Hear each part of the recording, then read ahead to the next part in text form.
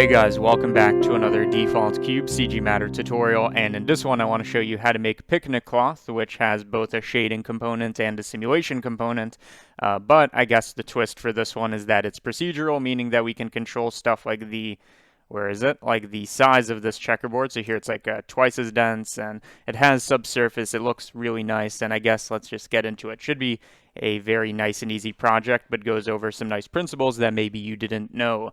So, okay, your blender looks like this. We're all squared up. This is how you're going to start. What I'm going to do is I'm going to start off by making the material, but to display it, we're not going to use a cube. Instead, we're going to use a plane to be our cloth. So add a plane, then go to the shading workspace, which is where we're going to make our material. And I'm just going to go to the top view so we can see what we're doing. I'm going to create a new material with a creative name. It can be whatever we want, like for example, whatever I want. Very creative. And what we need to do now is create the picnic cloth, which I'm sure you've seen this, kind of like, it's also on the lid of jelly cans and stuff like this. I don't know why it's there. Maybe it's because you bring jelly to picnics. But it's this checkerboard that's like pink, red, and white. And the issue is we can't just use, you might think, okay, just take a checkerboard texture, throw it in there. The issue is we can't do that because it has 3 colors, not just 2. So we need 3 cells instead of 2. So here is the trick for how to make it. It's actually very simple. We're going to add in a wave texture, which looks like this, by the way. But we want to turn this more into like crisp edges. Right now we have linear fall off. So there's a couple ways to do that, but the easiest is we're just going to add in a math node, set this to greater than, and by default it's greater than 0.5, which gives us these stripes, a nice zebra pattern. Although if you change this value, it kind of changes, the width between black and white stripes, but we want these, of course, to be the same. So that's a one direction, but for checkerboard we also need the other direction and have them overlap. So I'm just going to duplicate these, set this to the y-axis, which looks like this. So we have our horizontal, we have our vertical, and then to combine them, we are going to, there's a couple ways to combine them, but the way that makes sense is we're going to add them together so they're both kind of contributing to this overall texture. And you can see we've kind of created a nice picnic kind of design in the sense that we have black tiles, gray tiles, and white tiles. Now, we do want to do a bit of a conversion on this because technically these areas, these super white tiles, have a value of 2. Why? Well, because this is where we have both white stripes vertically and horizontally, so it's 1 plus 1 in those areas, which is 2. And the issue with that is we want our shading, or we want all our values really to be between 0 and 1 inside that interval. So right now we're going from 0 black all the way up to 2. So we're just going to, add another math node and multiply by 0.5 or divide by 2. So now we're going from 0 to 0.5 to 1, and everything's in that 0 to 1 interval. And notice that, again, because it's procedural, like I showed you before, we can take our scale and make a value node that, controls both of them, and now we have a very procedural setup, which is cool. You're not going to find this in a Ducky tutorial. You actually would, but okay, cool. So now, how do we take this black and white it's not really a gradient, but this texture that we essentially made, how do we take it and give it the correct colors? Well, what I'm going to do is I'm going to add in a color ramp node and feed everything we did in here, which we can just group if we want to. So select, Control G. Now we have them in a nice picnic group. So everything we made here, we're going to feed into a color ramp, and we're going to have the black tiles be white. If I remember correctly, that's what I have one over there. Yeah, I think it's white. So we're going to have white tiles over here, and then for the tiles that were of value 1, we're going to make those red. That's a loud cat. Okay, so now we have, I might have reversed it, but either way, we now have white tiles, red tiles, and pink tiles, but the pink tiles should be a bit pinker, so we can just take this slider and bring it down until we like the colors we have.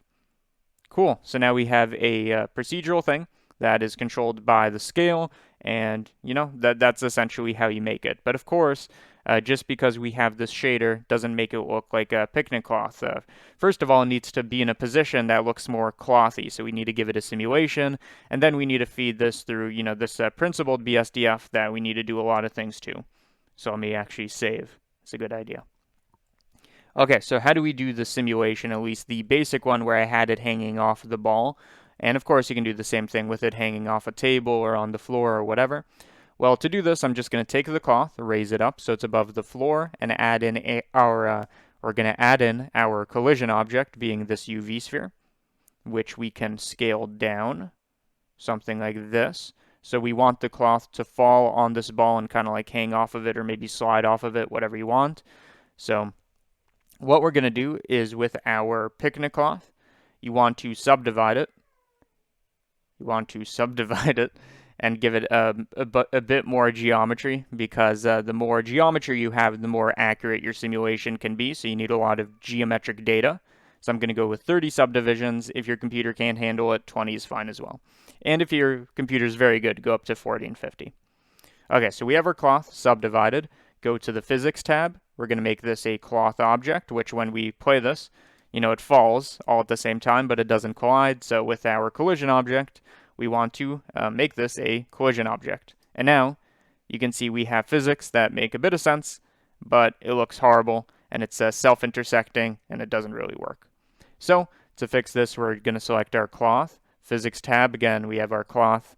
We're going to live inside the physics tab, and you want to go to collisions and enable self-collisions, which means the cloth isn't only interacting with our collision objects, but also with itself, meaning that it's not going to intersect itself because it would collide with itself, is the idea. So now when we play this, we get something that looks a bit better. You can see there's not really any intersection. Yeah, it looks jagged, but there's not any intersection. So to deal with all the jaggedness, what we can do is right now, all the cloth physics stuff you can think of as a modifier that we're applying to this plane. So we can actually add modifiers after the fact and still have our simulation be the same. So a modifier we might want to add is either a smooth modifier, but probably what's better is a subdivision surface, which you can see kind of cleans up what's going on here. So let's have 2 levels in the viewport. And you can see we get something that looks a lot nicer. And just to make this look more aesthetically pleasing, I'm going to make this plane a bit bigger, which means, more cloth, so it hangs a bit lower. There we go. And before we make this look better, I just want to, say one thing about the whole simulation. There are a bunch of settings that I'm not going to really explain in this tutorial, like tension, compression, shear, bending, and that will affect what this cloth will look like, but there are a couple presets. You click this button and there are presets for different kinds of fabric. So if you want something like silk, it will automatically change these values for you, and it's going to interact a bit differently. You can see it kind of looks lighter, and it's kind of has less folds in it, versus something like leather or denim, but leather should just bounce, I think, because it's a very hard, yeah, you can see it's very rigid. So you can just play with that. I'm going to keep it at cotton, kind of like a cotton cloth that you'd use for this. But there you go. Let's say you're happy with your simulation. How do we make this look a bit better? Because we have the design, but it just doesn't look good. So to start off with, of course, we're going to switch over to cycles because EV's trash, which, a lot of people probably don't like that statement. But whatever, we're switching to cycles. Next, we want better lighting. That's probably the main thing we can do. So take your light, delete it, because we want to replace our lighting with something else. And instead of that, what we're going to do is we're going to go to the World tab, and instead of just this gray background, what we can do is add in a environment texture, which is, how we're going to load in our HDRI. Where is my HDRIs? I have a folder for it, I forgot. So load in an HDRI, and you might be thinking, okay, we have our nice lighting. However, our picnic cloth looks exactly the same. It's not even casting any shadows. There's no ambient occlusion. And remember, because I didn't, remember this is because right now we're feeding this as an emission, right? It's just going directly into the surface, essentially. So we want to feed this through a principled BSDF first. And then we're going to get all these nice lighting interactions, and it already looks a lot better. So let's hide our background. So render tab, film, transparent makes the world active, but you can't see it, so it's completely transparent. And now let's make our cloth look a bit better. So first thing, this is cloth, not like glass or a mirror or something. It's not supposed to be that reflective, honestly. So I'm going to take the roughness. My laptop's dying. I'm going to take the roughness and bring it up a bit so it's not reflecting as much, something like 0.7, 0.8. Just so that we can't literally see a reflection off of it, which, it's cloth. It's not supposed to reflect. You might even want to bring this closer to 1, honestly, but Okay, cool. Next is when you zoom in, there's really not any detail except for the color data. We can shade smooth on that. So we want to add a bit of normal mapping. To do this, I've lost my nodes. To do this, what we're going to do is we're going to create a noise texture and a bump node. And the bump node is going to convert this height information essentially into normal information. So take the factor, height, this into normal. And you can see we already get a bit of detail. If we bring up the scale, it looks a bit rocky. And you might be thinking, oh, how are we going to turn this into something that makes it look better if it actually makes it look jagged and, you know, like some kind of rough material?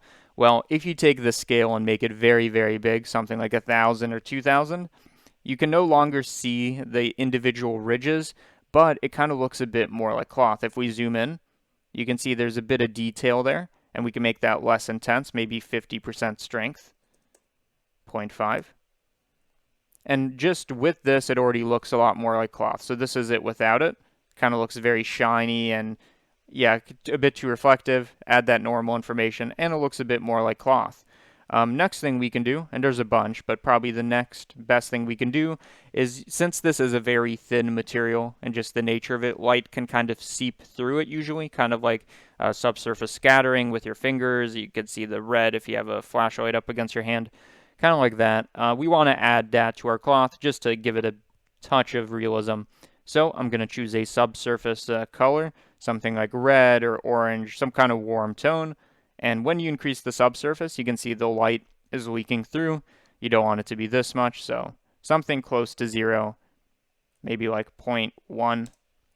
And that just adds a bit of render time, honestly, but it also adds a bit of realism. And there you go, you've made a procedural cloth, and you can also simulate it like we talked about. You don't actually need to apply this to a plane. The shader, you know, this whole setup we have over here, you could just apply it to anything that has a UV map, honestly, or just use generated coordinates.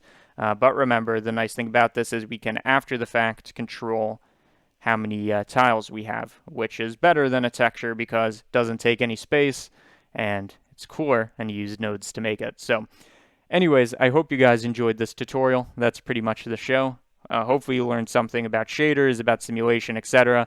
If you enjoyed this tutorial and want to support the channel, the best way to do that, the only way to do that, is via the Patreon. If you have the means to donate there and you want to, I do have a Patreon. There's a link in the description. Not only is it a donation, but you do get some tutorial files. You get some early access to stuff.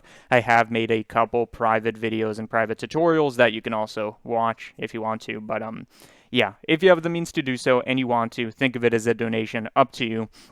But yeah, otherwise, hope you enjoyed this tutorial. And that's it. That's all I got.